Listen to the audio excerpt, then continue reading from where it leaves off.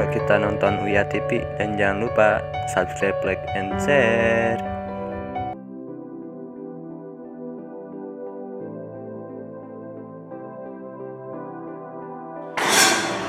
Tim pengunci memasuki ruangan.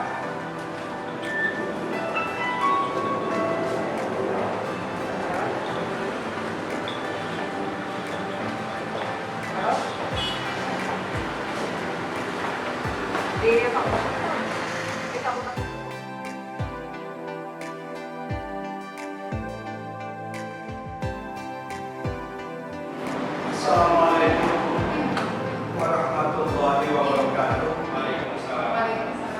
Bismillahirrahmanirrahim. Alhamdulillahirabbil alamin. Wa bihi nasta'inu ala umuri dunya waddin. Wassalatu wassalamu ala asyrofil anbiya'i wal mursalin sayyidina Muhammadin wa ala alihi wa sahbihi ajma'in. Ujian terbuka sidang disertasi bersama Penopendus Anwar Husin secara resmi dibuka dengan mengucapkan Bismillahirrahmanirrahim dan dinyatakan terbuka untuk umum.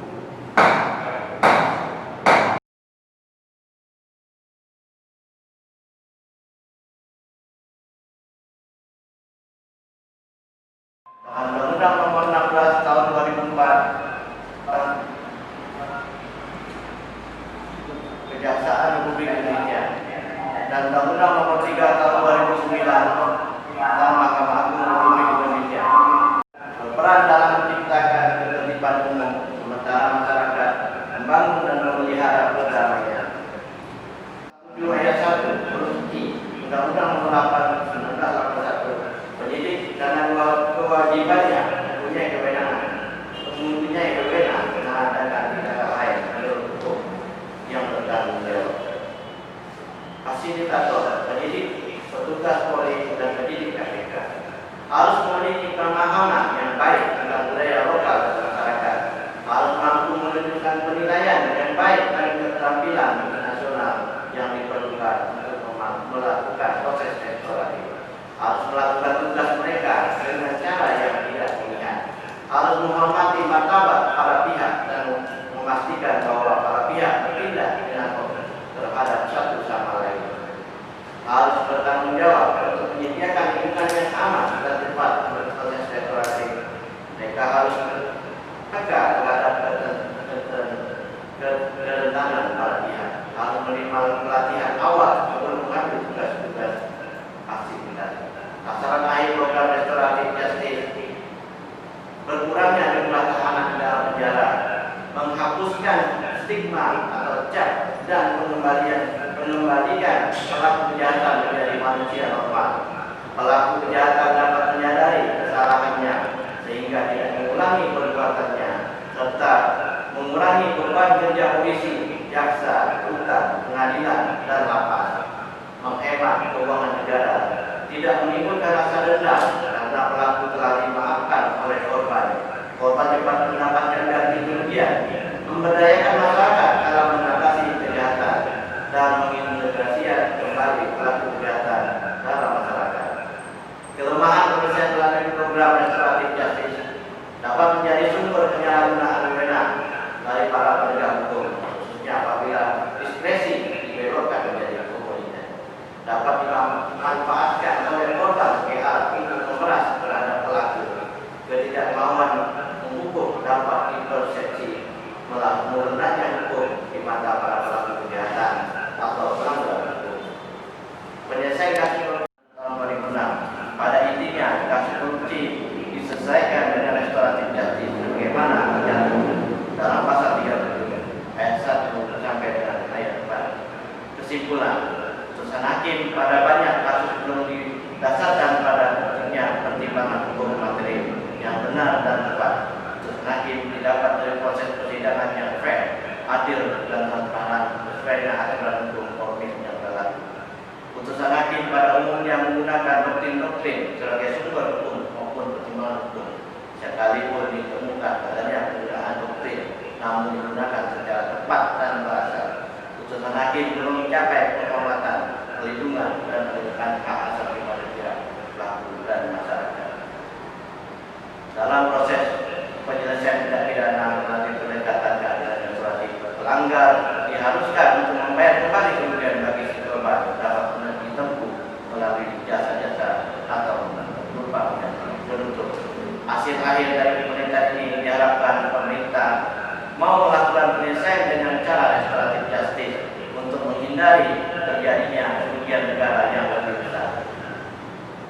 Sekian dan terima kasih. Wassalamualaikum warahmatullahi wabarakatuh.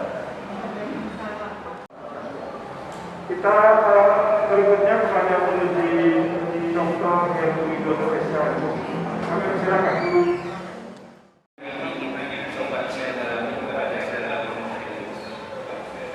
Pertama, ada gagasan saudara Poltekkes untuk menerapkan sistem restoratif justice. Menurut saudara, dari mana akan dimulai proses restoratif justice jadi? Di penyidikan, di penuntutan, atau pada proses persidangan kemudian dilakukan pergantian? Dan terpelajar Dr. Heru Widodo SH.MU selaku peneliti saudara ini, menurut Romo Pendo bahwa untuk menekankan Undang-Undang Nomor 7 Tahun 2006 Pasal 36 Ayat 1, 2, dan 3, maka dari awal dari penyidikan, terus penuntutan sampai ke pengadilan. Jadi tahap penyelesaiannya bisa diberikan penyidikan, penuntutan maupun sampai putusan pengadilan. Itu masih bisa dilakukan restoratif justice. Kemudian pertanyaan berikutnya. Le Sulistani SH yang telah menanyakan pertanyaan-pertanyaan yang saya kira sangat mendalam diskusi kita pada siang hari ini. Begitu kita lanjut kepada pengunjung berikutnya. Kami persilakan Dr. Fridani Lubis SH.MH untuk menyampaikan pertanyaan-pertanyaannya.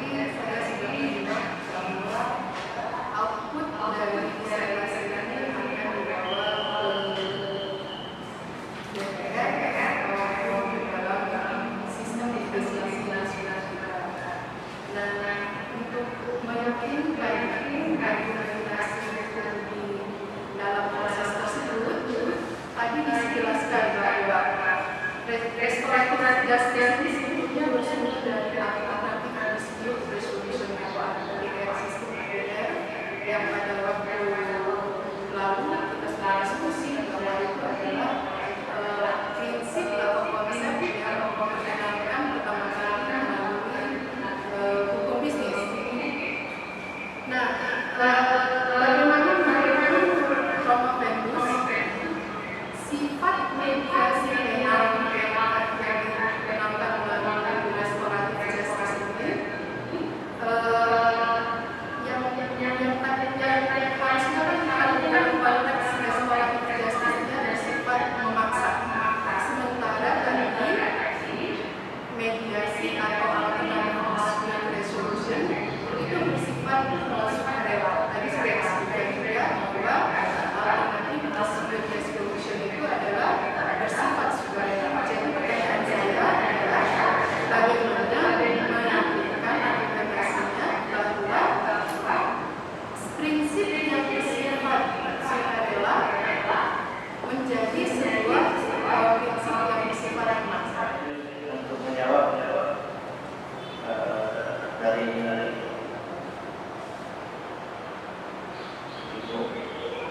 bahwa prinsip dari mediasi, prinsip yang kita tawarkan untuk restoratif justice ini itu harus berdasarkan undang-undang, harus ada undang-undangnya. Ya, kita makanya restoratif justice ini diberi ruang dalam Undang-Undang Nomor 7 2006 pasal 37 itu ayat 2 itu jelas dipertegas bahwa dari musyawarah bisa ditegaskan untuk ditegaskan di dalam Undang-Undang Nomor 7 tahun 2006 di pasal 3. Ini kemungkinan besar reaksi dari masyarakat itu akan luar biasa, akan luar biasa.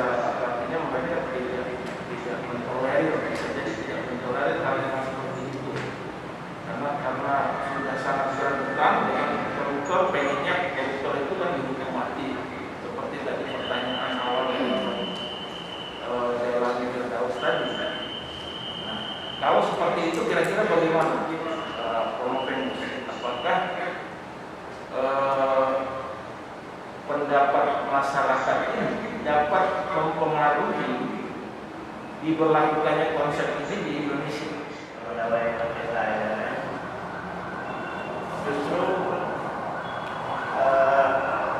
sebelum kita tawarkan restoratif justice ini beberapa kali kita juga sudah konsolidasi kepada masyarakat dalam hal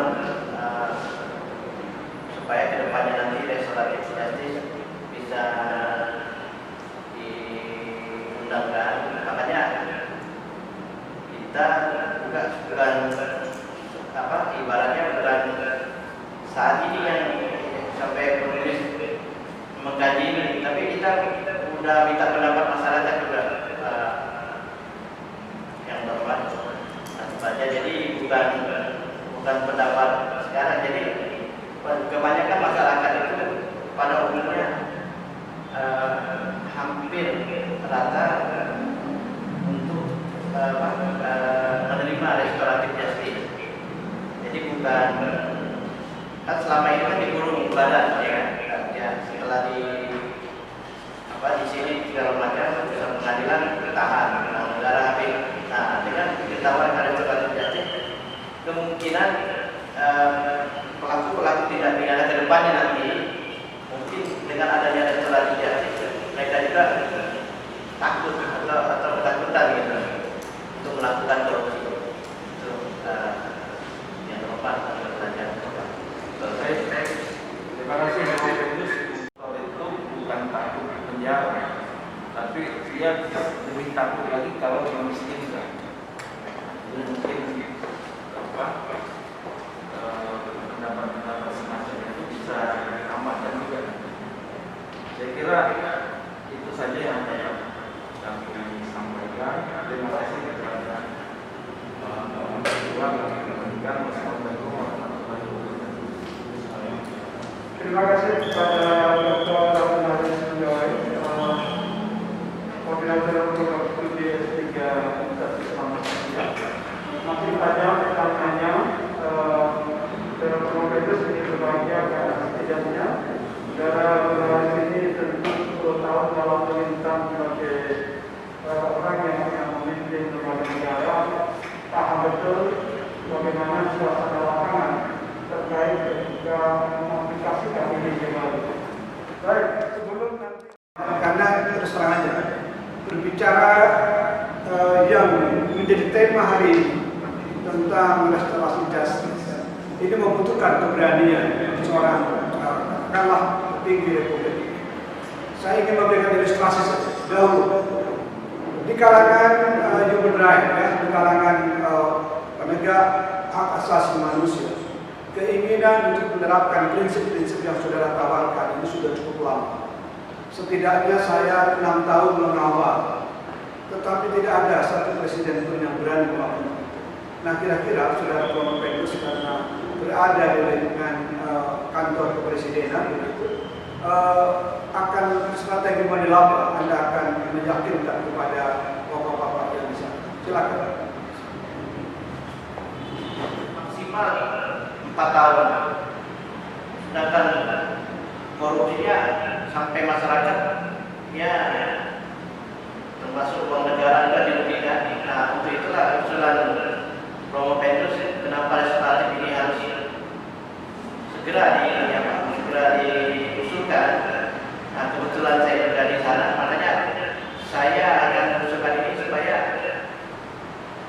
kerugian negara yang selama ini dilakukan oleh koruptor baik kelas kakap maupun kelas menteri itu mungkin tidak akan terjadi lagi. Itu pendapat Romo Petrus yang terhormat dan terpelajar Bapak Dr. Basuki Ahmad.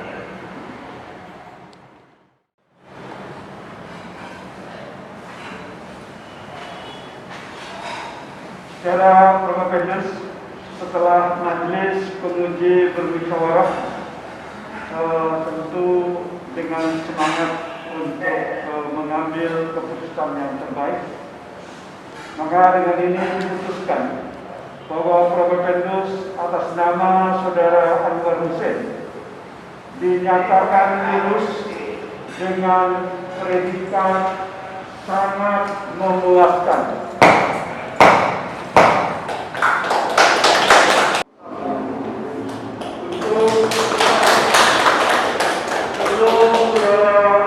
Dr. Anwar Hussein menyampaikan sambutan.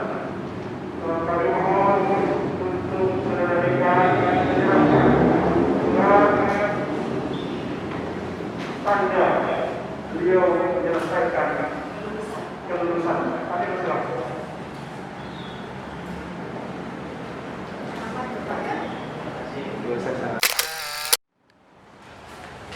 Taufik Bakarov, yang terhormat Ibu Frida Lubis dengan Fakultas Hukum, yang terhormat Profesor Dr. Relani Firdaus SHM, yang terhormat Bapak Abdul Haris Kamendawai SHM, yang terhormat Dr. Heru Widodo SHM Laku Budi, yang terhormat Bapak Yasin Muhammad Yasin. Alhamdulillah Provopentus telah menyelesaikan ujian terbuka dengan susah payah, dengan segala bentuk dan upaya yang selama ini saya kerjakan. Alhamdulillah sampai titik nadir yang terakhir, yaitu dalam penyelesaian kasus korupsi ini dalam promosi dokter ujian terbuka disertasi program studi dokter untuk Fakultas Hukum Universitas Islam Satya sore hari ini. Dan tidak lupa saya juga banyak berterima kasih kepada teman-teman satu angkatan maupun pada keluarga-keluarga saya, terutama istri saya yang selama ini telah mengacu saya sehingga bisa menyelesaikan tulisan dengan judul "Penyelesaian Kasus Korupsi dengan Menggunakan Restoratif Justice dalam Hukum Pidana Indonesia". Dan alhamdulillah saya sebenarnya nggak bisa banyak bicara nih Bu, karena udah grogi nih Pak. Udah banyak. Pertama saya berkesan sekali sama Pak Dr. Heru yang mana banyak pertanyaan-pertanyaan yang betul-betul mengacu saya sehingga saya bisa menyelesaikan ini, Pak Dokter. Dan juga Dr. Pak Burgan Frida yang sangat luar biasa mengacu saya sehingga saya bisa menyelesaikan tulisan ini.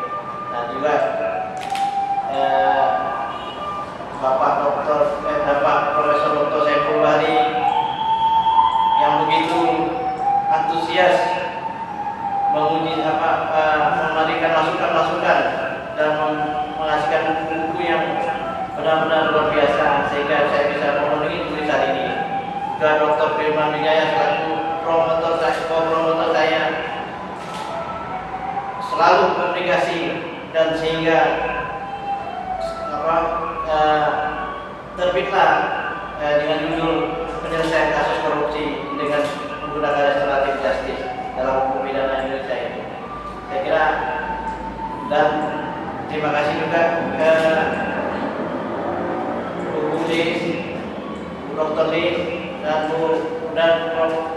Dr. Makano, Taufik Makano, maupun Profesor Dr. Naila Firdaus dan Dr. Abdul Haris Semandawai yang mengacu saya. Terima kasih, saya benar-benar terharu di sore hari ini. Semoga inilah pegangan hidup saya untuk lama-lamanya dan selama panjang umur saya. Insya Allah akan saya perjuangkan buku ini sampai nanti bisa disahkan oleh DPR RI. Wassalamualaikum warahmatullahi wabarakatuh.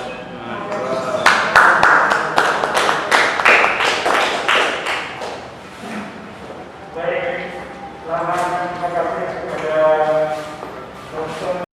Sebelum majelis penguji ini kita tutup, saya sebagai pimpinan sidang pada hari ini sekaligus sebagai rektor ingin juga menyampaikan pesan kepada Dr. Anwar Ibrahim. Saudara tadi dinyatakan sebagai doktor kelima. Insyaallah semua pemikiran Anda ini akan memberikan warna, terhadap tegak dan tentu kepercayaan dari Indonesia untuk mengatasi masalah sistem hukum yang tentu dapat bertanggung. Anda sebagai orang yang lahir dari desa-desa masyarakat tentu memahami bahwasanya kita selamat yang sebenarnya segera tentu memiliki intelektualitas, kualitas yang benar, tetapi juga harus dibarengi dengan semangat-semangat pemihakan secara ekonomi. Maka di kesempatan ini apa yang terjadi awal Profesor Dr. mengingatkan bahwasanya dalam penyelesaian hukum tidak ada hal yang penting di mana kita untuk melakukan mereka. Untuk itu, karena Anda adalah yang juga dikatakan oleh kami sebagai general seluruh ansar, bukan hanya dengan pikir, tetapi dengan pikir. Hari ini bertepatan dengan 20 Mei, bertepatan juga dengan tanggal Ramadan di putaran terakhir. Mudah-mudahan saya kira doktornya Anda hari ini membawa pemberitahuan dan juga membawa sumbangsi pemikiran dari kita semua. Saya sampaikan salam kepada istri,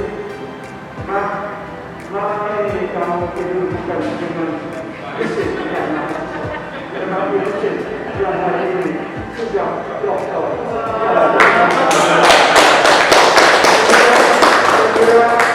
Acara yang terbuka disertasi Doktor Ilmu Hukum atas nama Anda mungkin telah selesai. Untuk itu saya mengucapkan terima kasih kepada para guru, kepada para profesor, saya kira Profesor Tari, demikian juga kepada Pak Firman, promotor dan promotor, kepada Prof. Dewan Indonesia, saya kira semua yang